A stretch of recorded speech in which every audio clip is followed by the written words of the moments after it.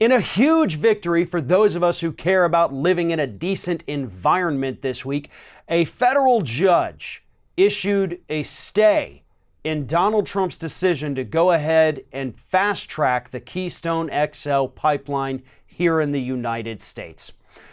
Judge Brian Morris is the one who issued the stay, which temporarily yet immediately halts all construction on the Keystone XL pipeline. In his ruling, which was actually a phenomenal ruling, he said that the president and this administration violated the Administrative Procedure Act.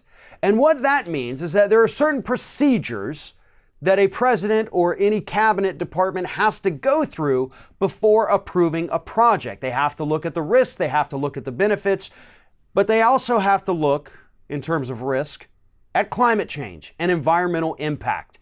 And according to the judge, the administration didn't do that.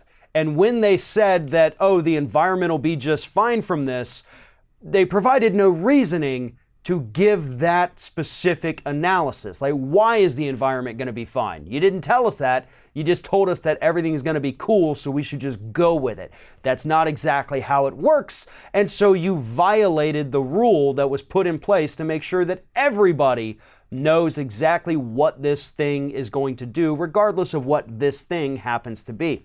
Here's some key takeaways from the ruling, and I want to read these because they're very important and very damning for the Trump administration. Judge's findings here. The State Department, in issuing the permit, failed to analyze the cumulative greenhouse gas emissions of the Keystone project. The department acted on incomplete information regarding the potential damage to cultural resources in Indian territory along the route. The department appears to have jumped the gun. So it's not just the environmental impact of Keystone XL, it's also going through sacred tribal lands that they just said, well, to hell with it, we're going to do it anyway. Yeah, also violating the rules put in place to prevent things like this. Department failed to make a fact-based explanation for its course reversal, which was when the Obama administration decided not to do the project and Trump did, let alone a reasoned explanation. An agency cannot simply disregard contrary or inconvenient factual determinations that it made in the past any more than it can ignore inconvenient facts in the present. That's pretty damning against this administration. He's basically telling them that you had these facts that tell you this thing's going to be horrible, and you chose to ignore them and tell us the opposite. Pretty bold statement there from the judge. And finally, the department's analysis that climate-related impacts from Keystone would prove inconsequential needed a reasoned explanation, and it did not provide one. And that's what I had mentioned previously, that they said, no, everything's going to be cool with the environment. We don't have to give you a reason, and we're not going to. Again, under this Administrative Procedure Act, you kind of have to do those things.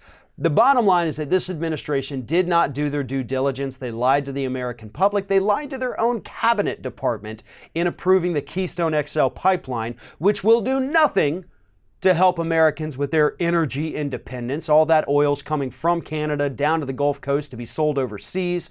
The Keystone 1 pipeline up in Canada has had constant leaks and constant breakages, which has led to a lot of environmental destruction. The Keystone XL pipeline would not be monitored properly. There would be flyovers, I believe, once a month. It would create roughly 36 permanent new jobs here in the United States. It would go through sacred lands of Native Americans. It would pass over the Ogallala Aquifer, one of the largest freshwater aquifers serving millions of people here in the United States, by every possible stretch of the imagination. Based on every single fact that we have, this project would be an absolute environmental disaster. And that is why it is so important that this judge ruled, if only temporarily, that the construction has to immediately come to a stop.